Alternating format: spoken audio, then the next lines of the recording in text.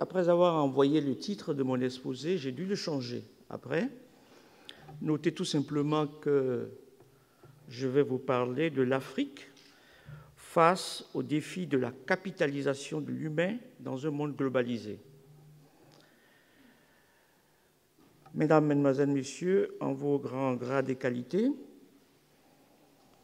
à cette tribune à laquelle m'a invité le professeur Dominique Kerouidan, j'en profite pour la remercier, je voudrais vous parler d'un lieu.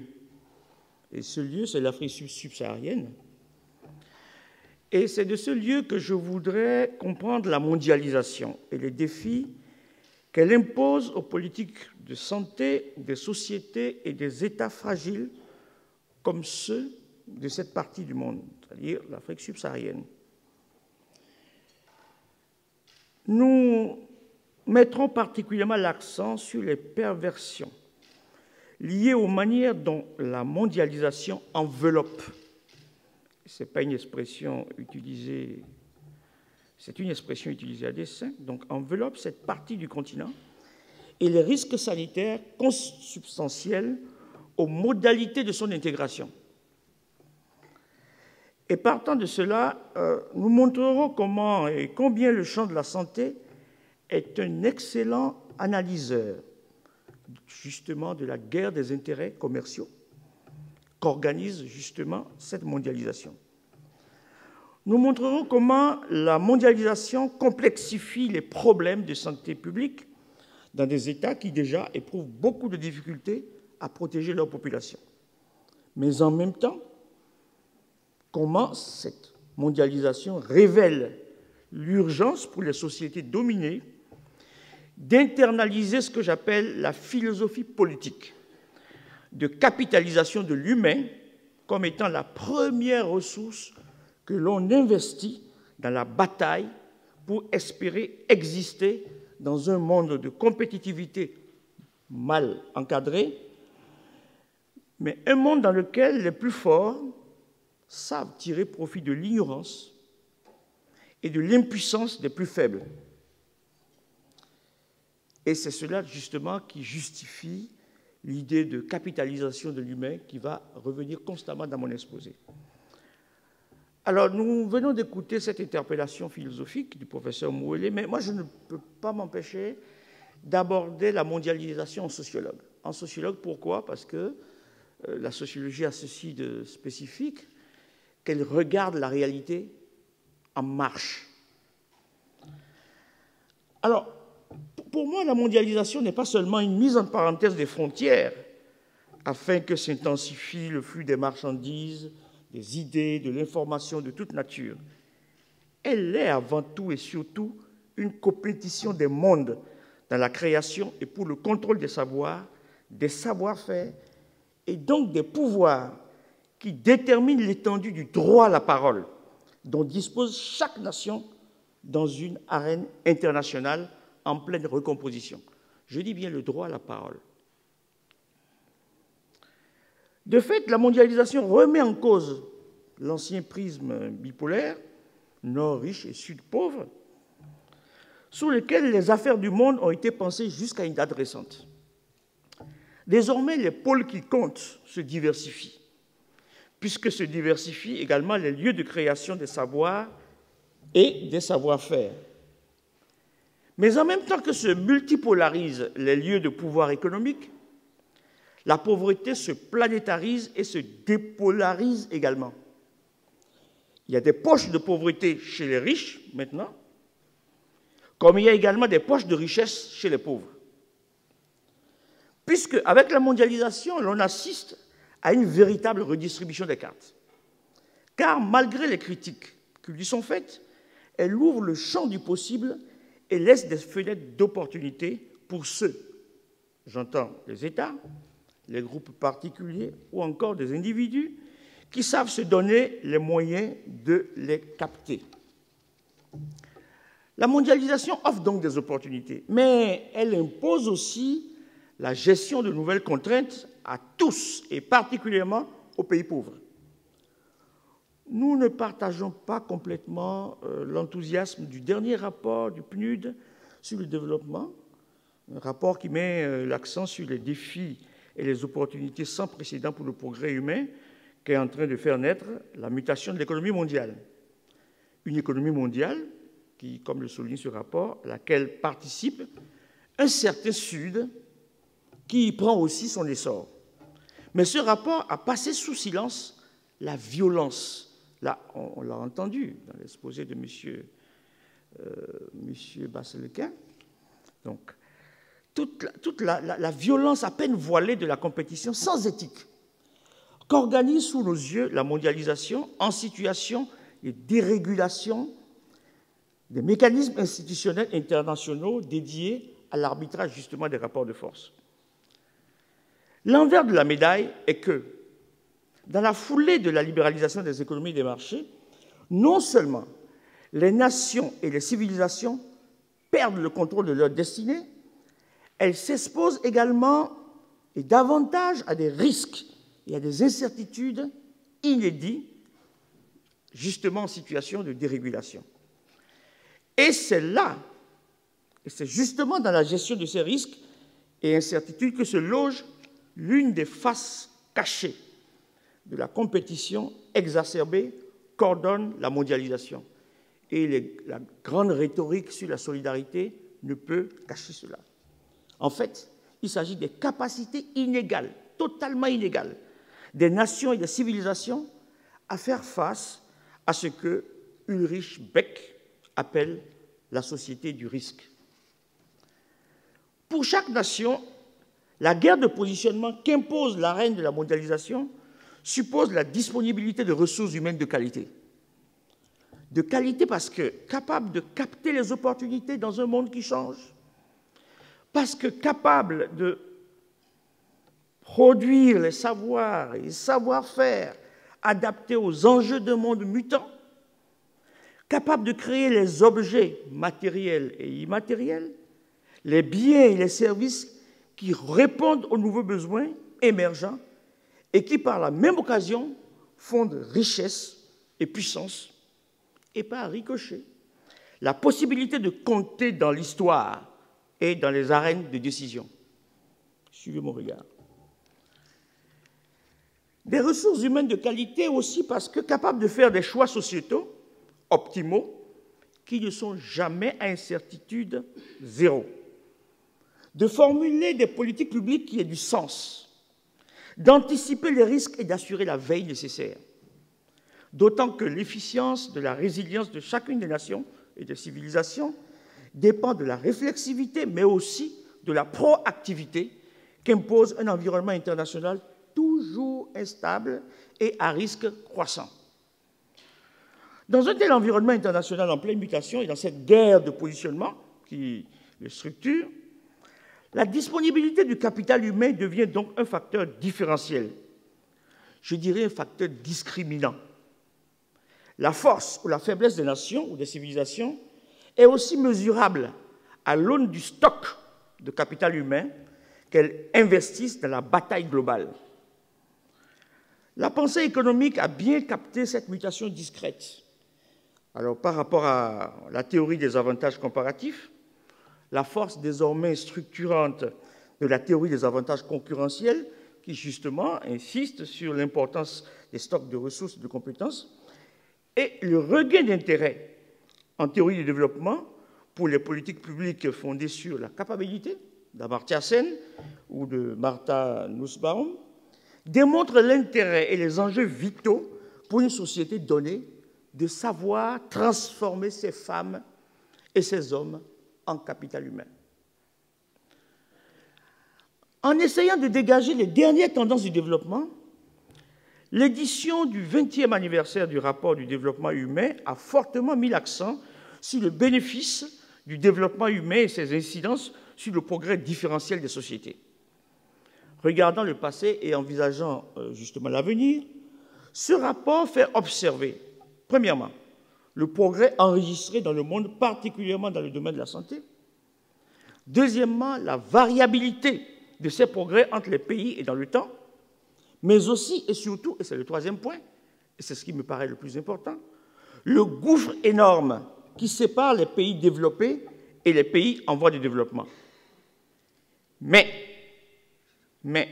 si investir dans les femmes et les hommes pour leur garantir une meilleure santé, une espérance de vie plus longue et féconde, et mieux les éduquer deviennent à la fois un enjeu politique de bon sens, la dimension géopolitique du capital humain, elle, apparaît moins évidente. Et c'est en cela que réside la dimension cachée du capital humain. Le capital humain envisagé comme arme géopolitique, discrète, et certes, un produit de l'histoire, de la modernité en Occident, mais un produit qui s'est construit au fur et à mesure que la logique des intérêts a structuré les relations entre les nations. Cependant, la conscience de la valeur géopolitique du capital humain n'est plus aujourd'hui l'apanage de l'Occident seul. Elle est de plus en plus internalisée par d'autres civilisations, notamment les pays émergents. Je pense à l'Indonésie, à des pays comme l'Inde, la Chine. Et malgré les différences culturelles, la nécessité d'internalisation de cette fonction de capitalisation utilitaire de l'humain semble avoir été bien comprise et traduite en politique publique suivant des modalités variables pouvant faire l'objet de lectures critiques. Mais ça a l'avantage d'exister. Puisque, globalement, l'idée a fonctionné comme un emprunt des leviers cachés de la modernité, sans le socle philosophique de la sacralisation de l'humain, dont le processus historique a été admirablement analysé par le philosophe Luc Ferry, dans L'Ordre Dieu ou le sens de la vie. Alors, dans ces pays dits émergents, les politiques de santé et d'éducation, malgré leurs imperfections, sont devenues ce que j'appelle le cœur même de l'être dans le monde globalisé. Les effets de l'internalisation de cette politique, de cette philosophie politique de capitalisation utilitaire de l'humain sont à la base justement de leur essor et de la modification des rapports de force qui rendent ces pays de plus en plus visibles. Par conséquent, ces politiques font d'eux des puissances qui comptent désormais dans l'arène géopolitique. Comparativement à ce Sud en plein essor, il y a un autre Sud dont fait partie l'Afrique, excepté l'Afrique du Sud, un autre Sud que j'appelle le Sud en promesse d'émergence. Alors, que se passe-t-il dans ces pays en promesse d'émergence? Je vais parler particulièrement d'Afrique. Alors, les démographes nous apprennent que l'Afrique subsaharienne est la partie du monde qui enregistre la plus forte croissance démographique. Elle compte le plus de jeunes et la moitié de sa population a moins de 25 ans. Quel formidable atout! Mais ce qui aurait pu être un atout considérable devient une source d'inquiétude, puisque les démographes s'interrogent sur les capacités de cette partie du monde à faire face aux besoins d'éducation et de santé qu'induit une telle dynamique de croissance. En clair, ils s'interrogent justement sur les capacités réelles à mettre en place des politiques publiques capables de transformer les hommes et les femmes en capital humain, donc en atout dans cette bataille. Vu donc sous l'angle de la philosophie politique utilitaire de capitalisation de l'humain, l'Afrique présente des limites dont sont révélateurs non seulement la faiblesse de son apport dans les échanges internationaux, production de savoirs, de biens et services sociaux, économiques et culturels, mais aussi les difficultés structurelles à faire face aux contraintes de sa propre transformation. Difficultés dont les faiblesses des politiques de santé constituent un bon indicateur. Ces difficultés sont de plusieurs ordres. Elles vont de la définition des politiques pertinentes de santé à leur implémentation. Des politiques publiques dont on dit souvent manquer de volonté politique au sommet de l'État. Des politiques publiques souvent tributaires de ressources extérieures et organisées autour de stratégies d'offre de soins mal adaptées à l'évolution de la demande sociale d'usagers eux-mêmes en situation de privation de ressources socio-économiques ou de ressources insuffisantes, limitant de fait l'accès aux soins de santé. Aussi, ces politiques sont-elles souvent confrontées aux problèmes structurels de répartition des ressources humaines lorsqu'elles ne sont pas déficitaires. Elles promettent des régimes d'assurance médicale universelle qui ont du mal à se mettre en place. La plupart du temps, les efforts financiers, généralement entre 5% et 11% par rapport aux 15% promis à Abuja, sont difficilement consentis et immédiatement leurs effets sont annihilés par la mauvaise gestion, et par la corruption et l'absence de responsabilité dans l'exécution des tâches. L'absence d'évaluation de ces politiques publiques, on en a parlé, mécanisme d'évaluation déjà peu fiable, vient consolider le grand écart entre les grandes déclarations politiques et les réalités que l'on observe sur le terrain. Les déclarations sur la gratuité des soins, presque jamais appliquées sur le terrain, en sont un exemple. Alors, m'étendre sur ces difficultés, déjà bien connues, n'apporte rien de nouveau à nos échanges de ce matin sur les enjeux géopolitiques de la santé. Sauf que ces faiblesses structurelles et persistantes ont fini par décourager l'élan de solidarité internationale, faisant de la santé un objet de tension entre cette même communauté dite internationale et l'Afrique. Ceci a eu comme conséquence première la réduction de l'aide internationale en faveur du secteur de la santé et justement la crise financière dans laquelle se trouve le monde, particulièrement l'Europe, n'arrange pas les choses. D'où l'émergence, sous la pression des institutions de Bretton Woods, de l'idée naissante de responsabilité partagée en faveur de l'amélioration de la gouvernance des politiques de santé, comme pour rappeler aux leaders africains la nécessité politique de promouvoir un autre rapport à la santé. Mais à cette difficulté structurelle déjà peu favorable à une véritable promotion de politiques de capitalisation de l'humain, viennent se rajouter la nouvelle donne de risques sanitaires, mais cette nouvelle donne est plutôt pernicieuse parce qu'elle est en lien avec les secteurs par lesquels l'Afrique subsaharienne se connecte au monde. Je veux parler de l'industrie du médicament, des industries extractives et de l'agrobusiness. Derrière le rideau du développement de ces secteurs, il y a d'importants enjeux, mais également d'importants risques sanitaires. Mais pour l'instant, leur influence négative sur la santé des populations reste encore mal évaluée. Alors, comment cette prospérité de l'industrie des faux médicaments, par exemple, cache, par exemple, des risques? Alors, j'entrerai dans cette problématique en disant tout simplement que, en fait, l'Afrique n'a pas vraiment choisi la mondialisation. Elle l'a subie. Parce qu'elle n'a pas les moyens de suivre la vitesse de l'évolution du monde. Elle n'arrive pas à mettre à disposition des ressources humaines capables de penser cette évolution, alors que les capacités du capital à se fructifier en tirant le meilleur de tous les mondes et en externalisant au maximum les effets négatifs vont très rapidement. Mais maximiser le potentiel du monde, je veux dire, le potentiel naturel et humain du monde. Alors, l'Afrique n'arrive pas à suivre cette dynamique.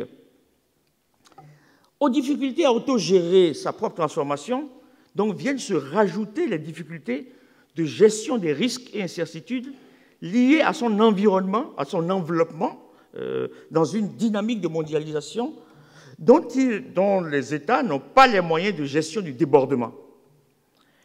Là réside donc la dimension cachée des risques liés à la manière dont l'Afrique est entrée dans cette arène de la mondialisation. Une entrée, comme je l'ai dit, plutôt subie que choisie. Comment est-ce qu'elle subit cet enveloppement dans la mondialisation? Le changement des rapports de force et l'âpreté de la lutte de positionnement se révèlent notamment à travers le développement des marchés de faux médicaments par lesquels nous voulons illustrer nos propos. Les débats suscités par cette problématique des faux médicaments dénotent plus que jamais les enjeux géopolitiques des médicaments en tant que composante essentielle des politiques de santé. Ces débats lèvent un coin du voile sur la violence des rapports de force dont je parlais tantôt entre les nations et les civilisations et par ricochet renvoie à cette face cachée de la mondialisation. Selon la définition qu'en donne l'OMS, les faux médicaments sont des médicaments délibérément et frauduleusement étiquetés pour tromper sur leur identité ou sur leurs origines. L'OMS note que l'on trouve dans les médicaments faux ou contrefaits des produits avec des principes actifs corrects, parfois des principes actifs erronés, sans principe actif par moment, ou avec des doses trop faibles ou trop fortes, ou sous des conditionnements falsifiés. Le recours à ces médicaments serait à la base de beaucoup d'échecs thérapeutiques, avec même de la perte de vie humaine. Un peu d'eau, s'il te plaît. Comme certains pays d'Amérique latine et d'Asie, les pays africains sont également des destinations privilégiées de ces produits médicamenteux contrefaits. Merci. Merci. Ces médicaments proviendraient des pays asiatiques et à travers l'expansion du marché de faux médicaments, l'on perçoit bien un autre signe de fragilité des États, à savoir l'incapacité à se donner un système de réglementation pharmaceutique et à en assurer le contrôle de l'application. Faiblesse devenant de fait une opportunité économique dans un monde de compétition sans balises éthiques. Ces médicaments impropres à la consommation ont été au cœur de la guerre que se livrent les médias européens tels que The Guardian et les agences de presse officielles chinoises depuis décembre 2012. En fait, des presses qui figurent les représentations du monde, d'un côté l'Europe et de l'autre la Chine. En décembre 2012, The Guardian publie dans ses lignes qu'en Ouganda et en Tanzanie, un tiers des médicaments contre le paludisme seraient contrefaits ou de qualité insuffisante. Fin de citation. Mais en le disant, il confesse le manque de données pour soutenir ces allégations. Il situe en Chine l'origine de cette contrefaçon et pointe du doigt le silence stratégique des autorités chinoises sur les échanges économiques immoraux autour des médicaments. Slate, le site d'information, rapporte également qu'en mars 2012, à la lisière du monde des médicaments et des produits de beauté, qu'une enquête du même quotidien, The Guardian, indiquait qu'une société cosmétique chinoise utilisait les fœtus avortés et la peau des cadavres de condamnés à mort pour fabriquer des crèmes à base de collagène. La réplique ne s'est pas fait attendre. Dès janvier 2013, la plus importante agence de presse chinoise, Xinhua, je n'arrive pas à prononcer ce mot, contre-attaque et dénonce ce qu'elle appelle des reportages à sensation réalisés par certains médias occidentaux visant à imputer à la Chine et aux autorités chinoises la vente de faux médicaments en Afrique. Mais cette même agence se dépêche d'expliquer plutôt que ce seraient des hommes d'affaires africains qui auraient fabriqué et vendu de faux antipaludéens au nom de la Chine. Rendant compte donc de cette guerre médiatique, Slate pose des questions, je dirais de bonnes questions, pour parler comme en France, de bonnes questions, des questions intéressantes, sur ce qu'il appelle la cabale, et je le cite, la cabale en forme de cri au péril jaune. Interrogation que nous partageons évidemment, et je vais vous dire ce que c'est. Les médias occidentaux en ligne de front sur la dénonciation de la Chine ne porteraient-ils pas discrètement les intérêts du lobby des laboratoires pharmaceutiques européens? Ne sont-ce pas des reportages bâtis sur, je le cite, le malaise de l'Occident face à la percée économique de la Chine en Afrique et aux relations dites privilégiées qu'elle entretient avec les pays africains? Fin de citation. Il est pour l'instant difficile de démêler cet écheveau. Cependant, deux leçons nous paraissent importantes à retenir de cette guerre médiatique qui cache à peine les guerres économiques entre des mondes, médias interposés. La première, c'est d'abord l'existence et le développement d'un marché de faux médicaments venus des pays émergents, favorisée par la porosité des frontières, mais aussi par la faiblesse des systèmes de réglementation pharmaceutique et du contrôle de son application.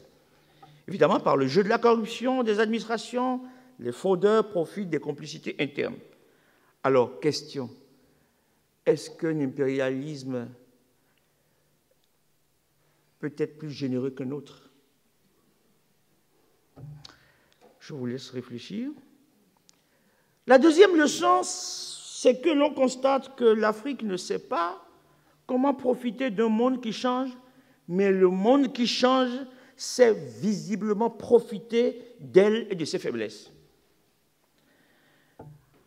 La même dynamique s'observe avec le développement des industries extractives, secteur qui contribue à tirer les chiffres de la croissance vers le haut et créer l'appétence économique en Afrique sans que l'on ne se préoccupe pour l'heure des effets pervers de son développement, ne serait-ce que sur l'environnement et sur la santé des travailleurs. Alors, en quoi ces sources de croissance économique sont-elles porteuses de hauts risques sanitaires? Évidemment, jugé par les indicateurs de croissance économique, nombre de pays africains offrent des signes d'entrée dans la dynamique de la mondialisation. On dit, à partir de ces indicateurs de croissance, que l'Afrique, et je cite, serait en voie de devenir un pôle de croissance mondiale. Enfin, j'y crois, j'émets quelques réserves sur cette idée. Mais ce qui est faiblement souligné, c'est que cette croissance n'est que très faiblement portée par la valeur travail. Elle est plutôt alimentée par la découverte et l'exploitation de nouveaux minerais stratégiques, de réserves de pétrole et de gaz naturel, et ce, sur la base d'une redistribution inégalitaire des ressources tirées de ces exploitations. Le PNUD annonçait pompeusement que les perspectives économiques du continent pour 2013 et 2014 sont prometteuses et qu'en 2013, l'économie de l'Afrique devrait croître de 4,8%, puis de 5,3% en 2014 en moyenne. Il voit les ressources naturelles comme étant la clé de la transformation économique de l'Afrique. Et je cite là le PNUD. Dans un tel environnement fait de forts taux de chômage, où la croissance provient de l'industrie extractive qui n'offre que très peu d'emplois, contribuant de ce fait très faiblement à la redistribution du revenu, l'impact de telle croissance sur le développement ne peut se révéler qu'insignifiant. Mais là n'est pas le plus pernicieux. Le moins visible est ceci. Non seulement ces politiques de croissance basées sur les industries extractives ne contribuent pas à réduire la pauvreté de façon consubstantielle en raison des inégalités sociales liées à l'accès à l'emploi et au flux illicite de capitaux, l'aspect qui fait justement l'objet de plus de dénonciations, et il en sera question d'ailleurs aujourd'hui au sommet des G8 en Australie, elle crée également les conditions de l'appauvrissement, de l'approfondissement de la pauvreté par les risques sanitaires qu'elle induit en termes de perte de capital de santé. Alors, de capital de santé des travailleurs, je veux dire. Parce que les réglementations du travail dans les différents États, volontairement ou involontairement, ne suivent pas l'expansion rapide de ces secteurs. Et par conséquent, les travailleurs ne sont pas protégés ou sont plutôt faiblement protégés.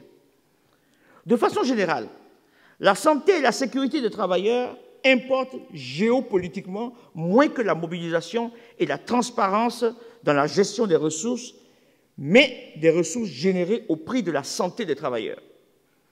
Par rapport aux compagnies minières, par exemple, des initiatives de réforme existent ou sont en cours de révision et sont en train d'être mises en place. Et il y a énormément de contrats qui sont en cours de révision. Je pense notamment à la Tanzanie, où ce processus est en cours. Des instruments de régulation pour améliorer la transparence des accords commerciaux et des transactions financières sont ou sont en train d'être mis en place. Mais les initiatives visant à améliorer le dispositif réglementaire en matière de santé et de la sécurité au travail sont plutôt rares. La réglementation sur ce plan évolue moins vite que ne se développent les industries extractives, l'agrobusiness, et je rajouterai le BTP. Et finalement, le Code du travail reste peu protecteur des travailleurs. L'Afrique subsaharienne aura donc à faire face à un nouveau phénomène. Et quel est ce nouveau phénomène? C'est la naissance d'une race de travailleurs pauvres, rendus malades de surcroît par leur travail en raison de l'environnement de bruit, de poussière, mais aussi d'utilisation de produits chimiques, sans que des dispositions vraiment contraignantes ne viennent les protéger. Mais il n'y a pas que ça. La globalisation enveloppe l'Afrique non seulement par les industries extractives, mais aussi par l'agrobusiness, sur des terres accaparées.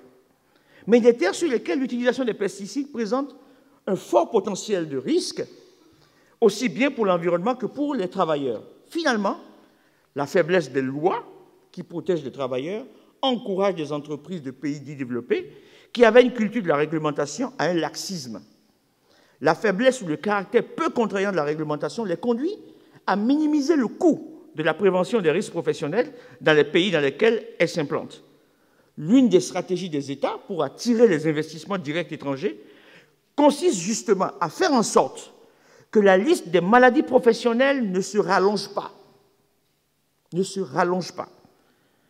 Même pour les maladies listées, les mécanismes de monitoring, c'est-à-dire de collecte et de traitement des données sur les risques professionnels, ne sont guère mis en place. Et lorsqu'il en existe, ils ne disposent guère de moyens de fonctionnement et de ce fait sont totalement inopérants. Alors, même lorsque certaines entreprises, certaines multinationales affichent une volonté de respect de la procédure, la flexibilité des États sur ces questions les amène à choisir la solution, la voie la plus courte, qui est celle de consacrer peu de ressources à la protection. Dans la dynamique donc, de la mondialisation enveloppant les États, l'un des traits caractéristiques des États et multinationales demeure la faible marge de manœuvre laissée par les seconds, c'est-à-dire les multinationales, aux premiers, c'est-à-dire les États, en matière de négociation sur les politiques sociales. La marge est hyper faible. Les industries extractives et l'agrobusiness en tirent un grand bénéfice. Ils exploitent de ce fait la hiérarchie des échelles de pression en faveur des choix du court terme. Car ces États, sous la pression politique du chômage, de franges importantes de leur population, mais aussi du besoin de ressources financières, font souvent le difficile arbitrage en faveur du court terme, à savoir rendre la réglementation moins contraignante pour ne pas décourager les investissements. Il n'y a rien de plus pernicieux que cela. Finalement, entre le besoin de mise en place d'une réglementation protectrice des travailleurs et le risque de cette dernière présente l'inconvénient de rendre le système économique moins attractif pour les IDE, les États font le choix de la protection minimale. Dans certains pays, le retard dans la mise à jour de la réglementation du travail ou l'observance d'une extrême prudence dans la mise en œuvre des mécanismes de leur contrôle lorsqu'il en existe devient un choix politique stratégique et implicite. Et à travers un tel arbitrage en faveur du court terme, l'on peut lire la conséquence du jeu des pouvoirs asymétriques entre les capitaux et les États faibles. L'absence de protection par le haut, donc par ricochet, s'encapsule également dans le choix des travailleurs par le bas. Et comment? Si les difficultés des États à réglementer est connue, la violence qu'organise le marché du travail, particulièrement dans les secteurs des industries extractives, l'agrobusiness, traduit une certaine absence d'alternative pour les travailleurs. Dans ces pays, les travailleurs sont souvent tiraillés entre d'un côté la hantise de la rareté des opportunités d'emploi ou encore la peur de basculer durablement dans le chômage, et de l'autre, l'acceptation d'un emploi qu'ils savent eux-mêmes être un emploi à risque sanitaire, mais dont les effets ne se révéleront que bien plus tard. La difficile équation du chômage-emploi à risque fait souvent opter les travailleurs pour l'emploi à court terme et la minimisation des risques sanitaires qui leur sont associés. Malgré la conscience des risques liés à ces activités professionnelles, les travailleurs font le choix de la survie économique à court terme en accédant à des emplois dont les risques ne se dévoileront que 10 ans, 15 ans, 20 ans plus tard et s'en remettent tout simplement à Dieu pour le reste. À travers un tel choix, ces travailleurs s'exposent à une double perte. D'une part, Les revenus souvent faibles tirés de ces activités sans qualification, couvrant à peine leurs besoins sociaux de base, qui font d'eux des travailleurs pauvres, et d'autre part, sur le long terme, leur capital santé qui s'en trouve hypothéqué. Les données manquent, justement, pour l'instant, pour documenter cette réalité qui est pourtant celle de bon nombre de pays au sud du Sahara. La question de l'accroissement des risques, souvent occultée par l'absence des données, est encore rendue plus complexe par les contextes de crise, habituellement défavorables à la défense organisée de l'intérêt des travailleurs. Dans les pays pauvres, cette situation se nourrit de silence complice et sous contrainte des États, et le plus souvent du consentement tout autant sous contrainte des travailleurs. Pour conclure, je dirais que cette tribune m'aura permis de montrer que face à la mondialisation, l'inégalité des civilisations se mesure à l'aune des moyens humains qu'elles peuvent investir dans la bataille, parce que c'est une arène. Tous les discours sur la mondialisation humanisante qu'appelle mon collègue, ou l'altruisme qu'appelle le professeur Djomouele, je partage l'idée, mais le regard du sociologue ne voit pas poindre cet idéal. Ce n'est pas complètement partagé, ça ne reste qu'un discours. Les chances d'exister dans un tel monde de compétition dépendent, plus que par le passé, des ressources humaines que chacune des civilisations, chacun des pays investit dans l'âpre compétition au cœur des échanges et du jeu de redistribution des cartes qu'organise discrètement la globalisation. Or, dans ces échanges internationaux, malgré ses atouts démographiques et vu l'importance croissante qu'il prend aux yeux des pôles économiques majeurs, au point même de tromper ce continent sur ce qu'il est vraiment, eh bien, aux yeux de ce qu'il devient, au vu de ce qu'il devient aux yeux des pôles économiques que sont l'Europe, depuis peu l'Asie et l'Amérique latine, je pense au Brésil, le continent africain donne plutôt l'impression de subir la mondialisation qu'il n'atteste d'une réelle capacité de choix. Et je pense, et ça va être mon mot de fin, que c'est dans la prise de conscience des enjeux géopolitiques du capital humain que l'avenir de l'Afrique va se dessiner. Je vous remercie.